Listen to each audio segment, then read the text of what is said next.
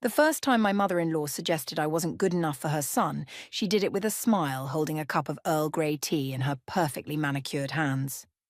"I just want what's best for Daniel, dear," she said, her voice dripping with honey-coated venom.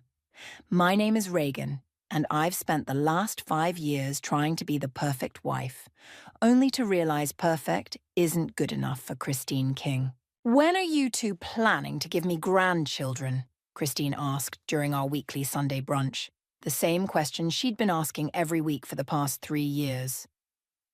I felt Daniel squeeze my hand under the table, but he remained silent, as usual.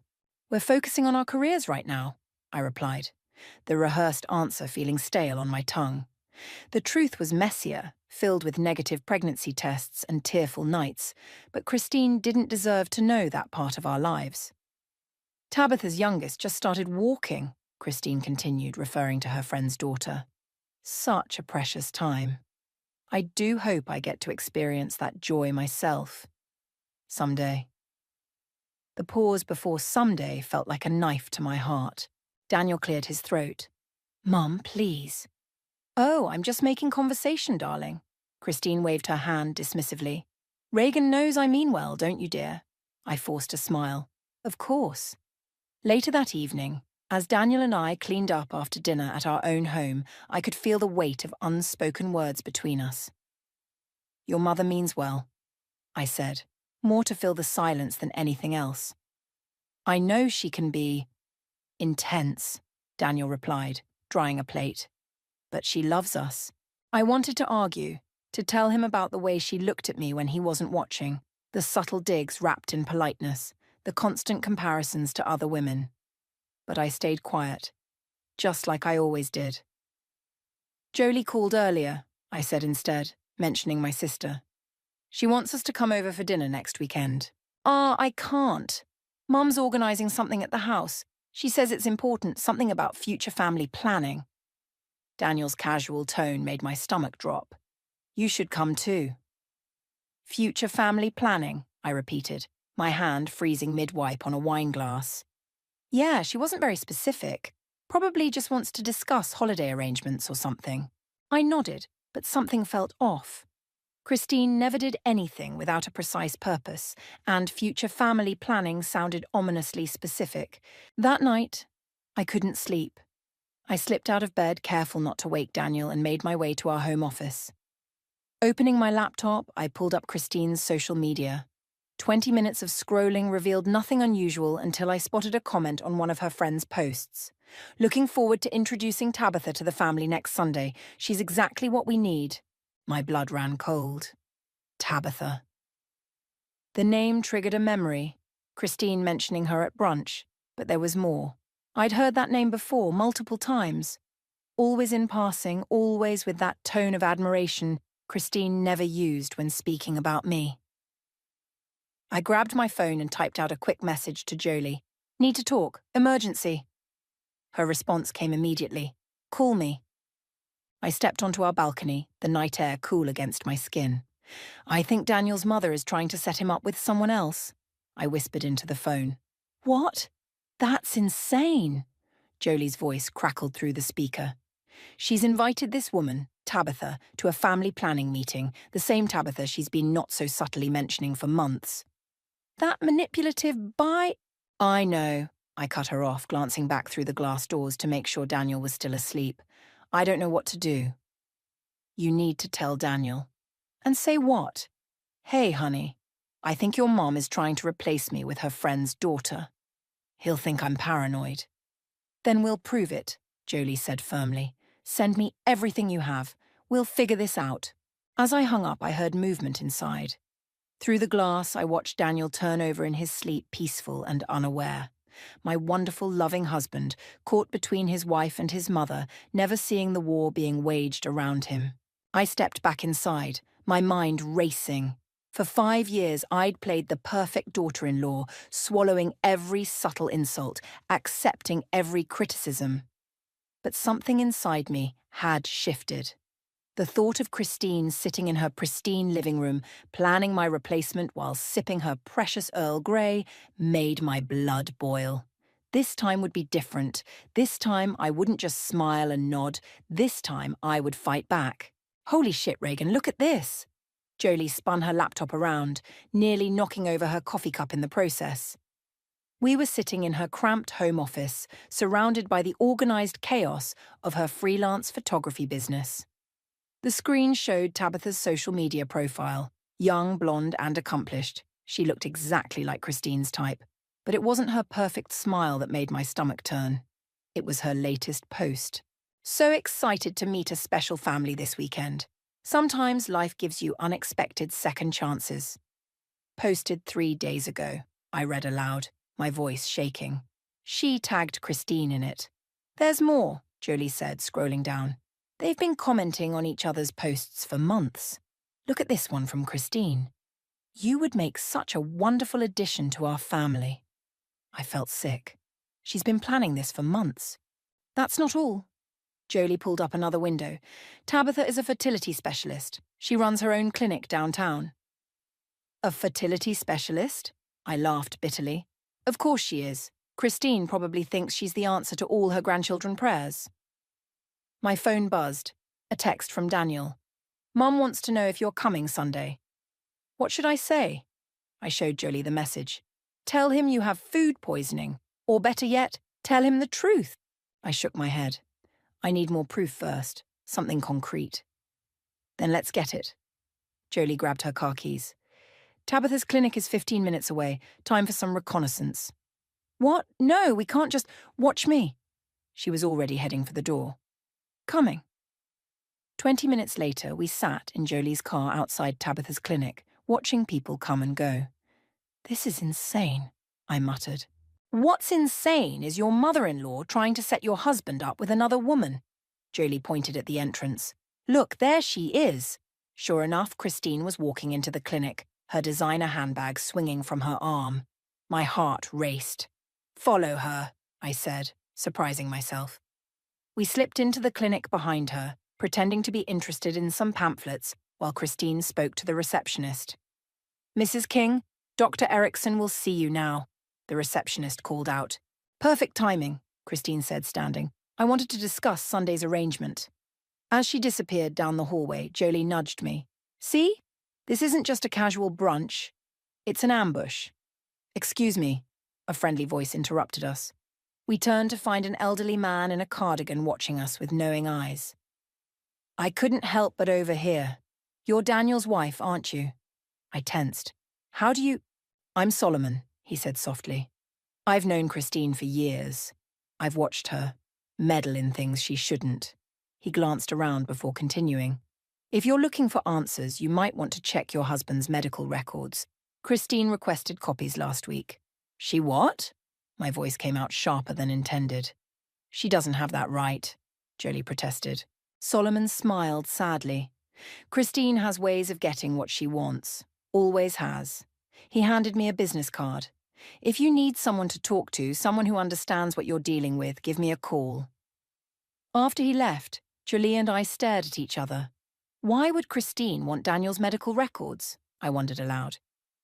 Maybe she's trying to prove there's something wrong with you, Jolie suggested. You know, to convince Daniel you're the problem. My phone buzzed again. Another text from Daniel. Mum says she has something important to discuss about our future. Please come Sunday. I showed Jolie the message. You need to find out what's in those records, she said firmly. How? I can't just walk in and demand... No, Jolie interrupted, a gleam in her eye. But you're his wife. You can schedule a consultation. For both of you. I stared at her.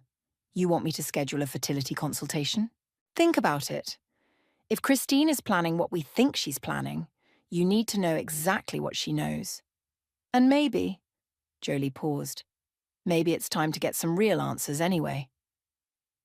I looked at the clinic entrance, then at my phone with Daniel's message still glowing on the screen.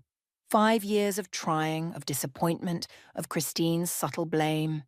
5 years of questions we'd been too afraid to ask. Okay, I said, standing up, let's do it. As we approached the reception desk, I felt a strange mix of fear and determination. Whatever Christine was planning, whatever secrets those medical records held, I was done being in the dark. Sunday's family planning meeting wasn't going to go the way Christine expected. Not this time. Solomon's antique shop smelled like old books and furniture polish. I found him in the back, carefully restoring a Victorian music box. "I was hoping you'd come," he said, setting down his tools. "Tea?" "I scheduled a fertility consultation," I blurted out. "For tomorrow." He nodded, gesturing to a worn leather armchair. "Does Daniel know?" I told him it was a surprise, that I wanted to take the next step in our journey together. I sank into the chair. He seemed happy. And Christine? Still planning her Sunday ambush. I pulled out my phone, showing him the latest social media updates. She and Tabitha had lunch yesterday. They're not even trying to hide it anymore. Solomon poured 2 cups of tea, his movements deliberate. "You know, I was there when Christine drove away Daniel's first girlfriend in college. Sweet girl named Maria. Christine decided she wasn't ambitious enough. What happened to her? Married a doctor in Boston, has 3 kids now." He smiled wryly. "Christine never forgave herself for that. Those could have been her grandchildren." "Is that why she's so obsessed with me having babies?" "Partly." Solomon handed me a cup. "But mostly, it's about control. Christine needs to be the architect of her son's happiness. Anyone who threatens that becomes the enemy. Like me. Like you." He sat across from me. "But you're different from Maria. You're fighting back." I stared into my tea. I don't even know what I'm fighting for anymore. What if there is something wrong with me? What if Christine is right? About what? Your worth as a human being? Solomon's voice sharpened. "The moment you start measuring your value by Christine's standards, she wins." "But, no buts." He leaned forward. "Tomorrow, you'll get answers. Real ones. But whatever those answers are, remember this. Christine's actions aren't about fertility or grandchildren. They're about power." My phone buzzed. A text from Daniel. "Mom's being weird. Keeps talking about new beginnings and family healing. You sure you can't come Sunday?" "He's so blind to it all," I muttered. "Men often are when it comes to their mothers." Solomon stood, walking to an old cabinet. "You know what's interesting about restoration work? Sometimes to fix something valuable, you have to break it apart first." He returned with a small wooden box. This was Christine's. She pawned it years ago during a rough patch. Never came back for it. Inside was a stack of old photographs. Young Christine holding baby Daniel. Christine at Daniel's graduation. Family vacations, birthdays, holidays. "She looks happy," I said, surprised. She was. Before the divorce, before she had to rebuild her life from scratch. Solomon took the box back. That's when the control issues started. She swore she'd never let anyone else make decisions for her family again. So she makes them for everyone else instead. "Exactly," he paused. "The consultation tomorrow. Use it. Not just for answers, but for ammunition." "Ammunition?" "Information is power, Reagan. Right now, Christine thinks she holds all the cards. She's planned this Sunday down to the last detail. But what if you change the game entirely?" Understanding dawned. "You want me to crash her party?" "I want you to take control of your own story," he smiled. "And maybe teach Christine a lesson about karma in the process." My phone buzzed again, Jolie this time. "Found more dirt on Tabitha. She's been divorced twice. Both times married men with controlling mothers. Sound familiar?" I showed Solomon the message. History repeating itself, he mused. Or trying to. "Not this time," I said, standing up. "Tomorrow I get answers. Sunday, I use them." "Be careful," Solomon warned. "Christine won't take this lying down." "Good." I gathered my things. It's about time she stood up and faced what she's doing. As I reached the door, Solomon called out, "Reagan, remember, sometimes the best revenge isn't about destroying your enemy. It's about forcing them to face their own reflection." Walking to my car, I felt lighter somehow. Tomorrow's consultation loomed ahead, but it no longer felt like a threat. Instead, it felt like ammunition, just as Solomon said. I texted Daniel, "Can't wait for our appointment tomorrow. Love you." Then I texted Jolie, "Keep digging on Tabitha. I want to know everything." Finally, I saved Sunday's brunch in my calendar, adding a simple note: the day Christine learns about karma. Whatever tomorrow's results showed, whatever Christine had planned for Sunday, one thing was certain: I wasn't going to be the quiet, compliant daughter-in-law anymore. It was time to show Christine that her perfect plan had one fatal flaw. She'd underestimated me. The fertility clinic waiting room felt colder than it should. Daniel held my hand, smiling encouragingly, completely unaware of the storm brewing beneath the surface. "This was a great idea, honey," he said, "taking charge of our future like this." If only he knew how right he was. A nurse called us in, leading us through a maze of corridors. Not Tabitha's office, thankfully. We'd been assigned to Dr. Matthews, a kind-faced woman in her 50s. "So," Dr. Matthews said, reviewing our file, "you've been trying for 5 years?" "Yes," Daniel answered. "We thought maybe it was just timing, but—" "Have either of you been tested before?" I watched Daniel's face carefully as he answered. "No, I guess we were afraid of what we might find out." Dr. Matthews nodded. "That's common, but knowledge is power. Shall we start with some basic tests?" The next hour passed in a blur of blood draws, forms, and questions. So many questions. Had we tried tracking ovulation? Yes. Any family history of fertility issues? Not that we knew of. Any previous pregnancies? No. Finally, Dr. Matthews called us back to her office. "We'll need a few days for most results," she explained, "but there are some things we can determine immediately." My phone buzzed. Jolie. "Christine just posted about Sunday, looking forward to a life-changing family gathering. What's the plan?" I silenced my phone as Dr. Matthews pulled up some charts on her computer. "Daniel," she said gently, "your preliminary results show significant issues with sperm motility and count. This would make natural conception extremely difficult, if not impossible." The room went silent. I felt Daniel's hand go rigid in mine. "What?"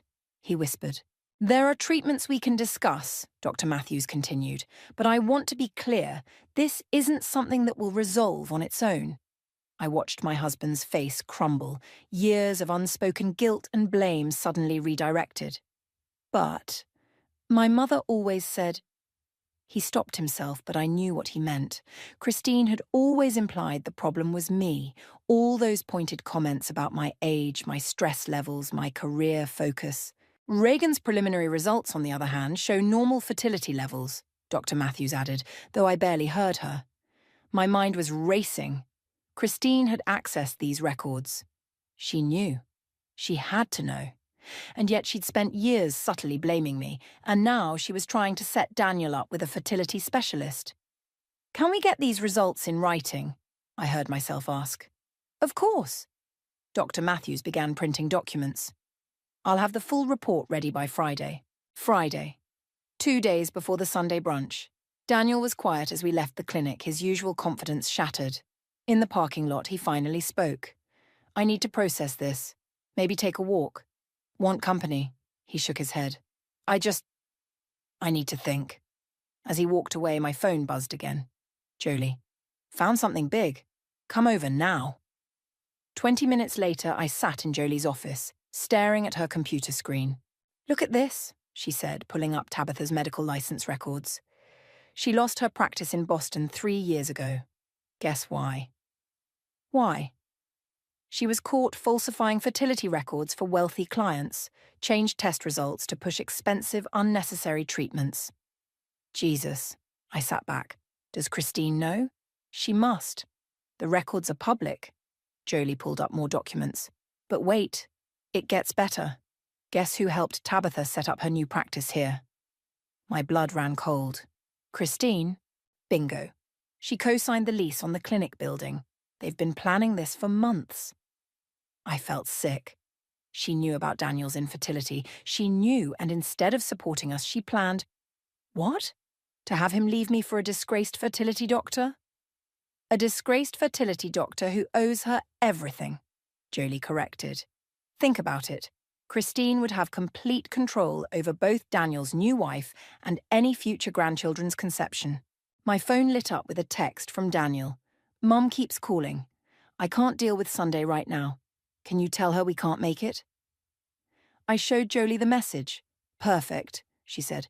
Let her think you're not coming. Then show up with those test results and expose everything. I thought about Solomon's words about karma and reflections, about Christine's years of manipulation, about Daniel walking alone somewhere, carrying a burden that was never his to bear alone. No, I said slowly. I have a better idea. Better than public humiliation? I smiled. A plan forming. Much better. We're going to give Christine exactly what she wants. A Sunday brunch about family planning. Just not the way she planned it.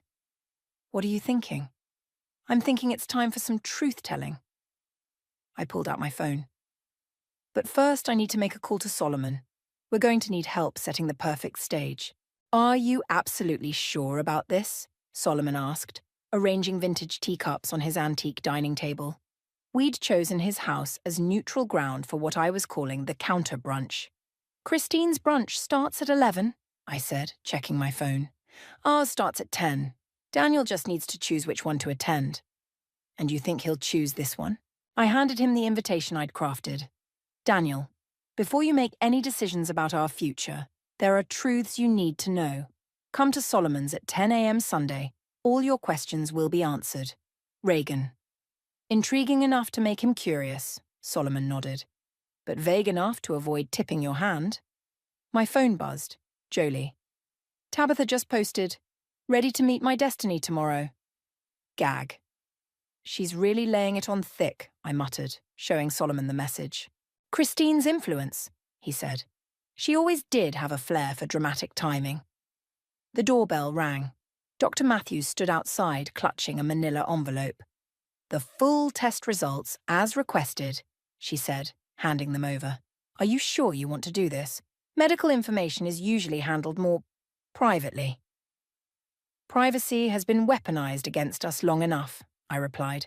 Thank you for coming. After she left, Solomon helped me arrange the documents on the table. Daniel's results, Tabitha's disciplinary records, Christine's property documents showing her connection to the clinic. Everything laid out like a prosecutor's evidence. Now we wait, Solomon said. Have you heard from Daniel since the clinic? He's been distant, processing. I checked my messages. Christine's called him 12 times. Damage control, Solomon mused. She knows the test results threaten her narrative. My phone lit up. Daniel. Mum's getting pushy about tomorrow. Says she has life-changing news. What's going on? I showed Solomon the message before replying, I have life-changing news too. Solomon's 10 a.m. Your choice. Brief, Solomon approved, but powerful. Now comes the hard part, I said, sinking into a chair. Waiting. The next morning dawned clear and cold. I arrived at Solomon's at 9, my stomach in knots. Jolie was already there, setting up her laptop to document everything. Tabitha just checked in at Christine's house on social media, she reported. Posted a picture of Christine's famous scones with the caption, New Beginnings. If everything goes according to plan, she'll be choking on those scones, I muttered. At 9:45, Solomon's antique clock ticked loudly in the silence. My phone buzzed. Christine. Daniel tells me you've invited him to some sort of meeting. Whatever you're planning, don't embarrass yourself further. I showed Solomon and Jolie the message. She's scared, Solomon said. She knows she's losing control. 9:50. No word from Daniel. 9:55. Jolie squeezed my hand. He'll come. 9:58. A car door slammed outside. He's here, Solomon said, peeking through the curtains. And he's not alone. My heart stopped. Christine? No. Solomon smiled. Dr. Matthews. I might have suggested she drop by. 10. The doorbell rang. Daniel stood on the porch, looking tired but determined. Dr. Matthews stood behind him. I ran into Dr. Matthews in the parking lot, he said. She mentioned you'd asked her to come. Please come in, Solomon said. We have a lot to discuss. Daniel's eyes widened as he took in the documents spread across the table. What is all this? The truth, I said simply. About everything. Your mother's brunch starts in an hour, Dr. Matthews added. But first, I think you need to see what she's been hiding. Daniel picked up the first document, his complete fertility results. Then Tabitha's disciplinary records. His hands shook as he read. Mom, she knew, he whispered, all this time. Keep reading, Jolie encouraged, pulling up more evidence on her laptop. As Daniel absorbed each new piece of information, I watched the realization dawn in his eyes. Years of manipulation, carefully documented and laid bare. There's more, I said softly. But first, you need to decide. Do you want to know everything? Or do you want to go to your mother's brunch and hear her version? Daniel looked at his watch, then at the documents, then at me. In that moment, I saw the weight of his choice, the comfortable lie versus the painful truth. Finally, he pulled out his phone and typed a quick message. We all heard the whoosh of the text sending. What did you tell her? I asked. That I won't be coming to brunch, he said, his voice stronger than I'd heard it in days. I told her I'm exactly where I need to be. Solomon quietly began pouring tea. Then let's begin, shall we? We have quite a story to tell. Daniel isn't coming. Christine's voice echoed through her phone's speaker as Jolie's laptop recorded everything. Something about being with Reagan. Should we proceed anyway? Tabitha's uncertainty was clear even through the speakerphone. Absolutely. He'll come around once he sees what he's missing. I checked my watch. 11:15. Daniel sat beside me, his jaw clenched as we listened to his mother plot. They've been trying for 5 years, Christine continued. Once he realizes you can give him what she can't... Enough, Daniel snapped, though they couldn't hear him. His hands were shaking as he held the fertility report. Solomon's doorbell rang, right on schedule. That'll be Maria, Solomon said, standing. Maria? Daniel's head snapped up. My ex-girlfriend Maria? Who your mother drove away 15 years ago, I explained. Solomon thought we should hear her story too. Maria looked exactly like her social media photos, successful, confident, and very pregnant with her 4th child. Her eyes widened when she saw Daniel. I didn't believe Solomon when he called, she said, sitting down, but after what he told me about Christine's latest scheme... Tell him, Solomon encouraged. Tell him what really happened senior year of college. Maria took a deep breath. Your mother told me you were getting back together with your high school girlfriend. Said you were just too nice to tell me yourself. What? Daniel's face went pale. But I never... Meanwhile, Maria continued, she told Daniel I was accepting a job across the country, Solomon added. Said Maria was too ambitious for family life. Classic Christine, Jolie muttered, still monitoring her laptop. Guys, Tabitha just posted a photo from Christine's house. Caption says, ready to meet my future family. Daniel's phone buzzed again. Christine. Darling, please come home. Tabitha is such a lovely girl, and she understands our family values. Family values, Daniel repeated bitterly. Like lying, manipulation. Dr. Matthews cleared her throat. There's something else you should know. The treatment plan Tabitha was suggesting for you both. It's nearly identical to the fraudulent protocol she used in Boston. Unnecessary procedures, I added. Expensive ones. All while knowing the real diagnosis. Daniel stood abruptly, pacing Solomon's living room. I need to confront her. Wait, I said, pulling out my phone. Look at this first. I showed him Christine's social media post from that morning. Today, we welcome a new chapter in our family's story. Some doors must close for better ones to open. She's already telling people, isn't she? Daniel's voice was quiet. That's why all these family friends are suddenly showing up at her house. Jolie nodded, turning her laptop to show the growing number of check-ins at Christine's address. She's gathered quite the audience. Perfect, I said, standing. That's exactly what we need. What do you mean? Daniel asked. Your mother wants an audience for her grand revelation. I gathered the documents into my bag. Let's give her one. But we'll be the ones doing the revealing. Reagan, Daniel started. She needs to face what she's done, Maria interjected. Not just to you and Reagan, but to everyone she's manipulated over the years. I agree, Solomon said. Sometimes public consequences are the only way to break patterns of behavior. Daniel looked at each of us. then at his phone as another message from Christine came through. "Son, please. This is about our family's future."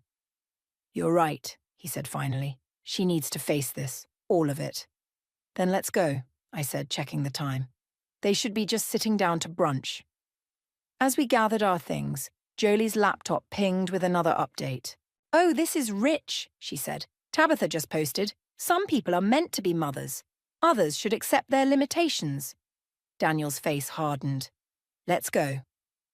We filed out to our cars, a strange procession. Me, Daniel, Maria, Dr. Matthews, Solomon and Jolie with her laptop full of evidence. As we drove toward Christine's house, my phone lit up one last time. "Christine, whatever you're planning, remember, I always win." I showed it to Daniel, who was driving. "Not this time, Mom," he muttered. "Not this time." As we pulled up to Christine's perfectly manicured house, we could see the gathering through the large bay windows. Christine at the head of the table, Tabitha at her right hand, surrounded by family, friends and relatives. "Ready?" I asked Daniel. He took my hand, squeezing it firmly. "Ready." As we walked toward the front door, I thought about Solomon's words about karma and reflections. Christine wanted a public spectacle about family. She was about to get one. Just not the one she planned. The sound of clinking glasses and polite laughter stopped abruptly when we walked into Christine's dining room. 20 faces turned to stare at our unlikely group. "Daniel," Christine stood, her perfect hostess smile faltering.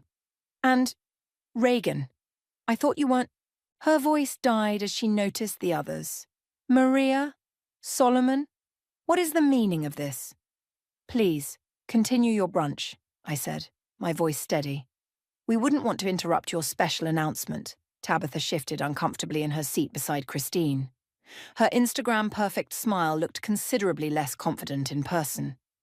"Daniel," Christine tried again, "whatever Reagan has told you—" "Actually, Mom," Daniel cut in, "why don't you tell everyone why we're really here today? About your plans for my future?" Christine's eyes darted around the room. I simply wanted to introduce Tabitha to the family. She's a wonderful fertility specialist who lost her medical license in Boston for fraud," Dr. Matthews interrupted, stepping forward.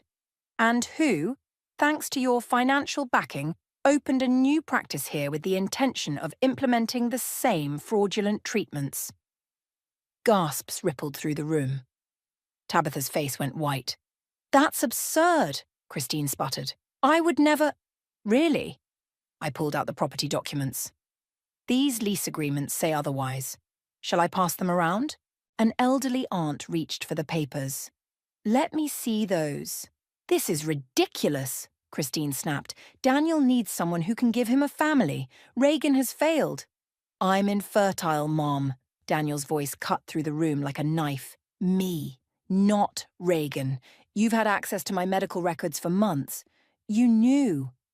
The silence was deafening. Christine's perfect mask cracked. I only wanted to control everything," Maria stepped forward. "Just like you did 15 years ago when you lied to both Daniel and me to break us up." More murmurs from the gathered family. Christine's cousin stood up. "Is that true, Christine? Like what you did with Thomas's wife?" "And Sarah's husband," another relative added. "Enough." Christine slammed her hand on the table. "Everything I've done has been for this family's best interests." "No," Solomon said quietly. "Everything you've done has been for control. And look what it's cost you." Jolie turned her laptop around, displaying the social media trail of Christine's manipulation. Years of subtle digs, orchestrated meetings, carefully crafted lies. "Did you really think I wouldn't find out?" Daniel asked, his voice breaking. "That I wouldn't eventually learn what you've been doing to Reagan? To our marriage?" "I was protecting you," Christine insisted. "Reagan can't give you children." "But Tabitha could." I stepped forward. "With her history of medical fraud? Or was that the point? To have a daughter-in-law who would be completely under your control, dependent on your silence about her past?" Tabitha stood abruptly. "I should go." "Sit down," Christine hissed. "This isn't over," I finished for her. "You're right. Because now everyone knows about the lies, the manipulation, the fraud. How many families have you torn apart, Christine? How many lives have you tried to control? The room erupted in overlapping voices as relatives began sharing their own stories of Christine's interference. Years of hidden resentment bubbled to the surface. I did it all for love, Christine said, but her voice was small now. For family? No, Mom, Daniel said softly. You did it for yourself, and it ends today. He turned to the gathered family members. I'm sorry for what she's done to all of you. But today, we're taking our lives back. Christine sank into her chair, her carefully constructed world crumbling around her. Tabitha had already slipped out during the chaos. Daniel, please, Christine whispered. You're my only son. And I'll always be your son, he replied. But not your puppet. Not anymore. He took my hand. Reagan is my wife, my family, and if we never have children, that's something we'll face together, without your interference. The room had gone quiet again, but this time it was different. The silence felt like healing, like truth finally breaking through years of carefully maintained lies. We're leaving now, Daniel announced. Anyone who wants to know the full truth, Solomon has copies of everything. As we turned to go, I heard Christine call out one last time. Reagan, wait! I paused at the doorway, looking back at the woman who had tried so hard to destroy me. She seemed smaller somehow, older, stripped of her power. You'll never win, she said, but it sounded more like a question than a statement. I smiled, thinking of Solomon's words about karma and reflections. I already have, Christine. The truth won, and that's all that matters. We walked out into the sunlight, leaving Christine alone with the consequences of her actions, surrounded by the wreckage of her carefully constructed lies. The autumn breeze rustled through Solomon's garden as I helped him arrange chairs for his weekly neighborhood tea gathering. These had become a regular thing since the confrontation at Christine's house, a gentle rebellion against her exclusive brunches. Look who finally decided to join us, Solomon nodded toward the garden gate. Christine stood there looking smaller in her casual clothes, holding a simple homemade cake instead of her usual elaborate pastries. I brought dessert, she said quietly, if that's all right. Solomon smiled. There's always room for one more. I watched as she placed her cake on the table, her hands trembling slightly.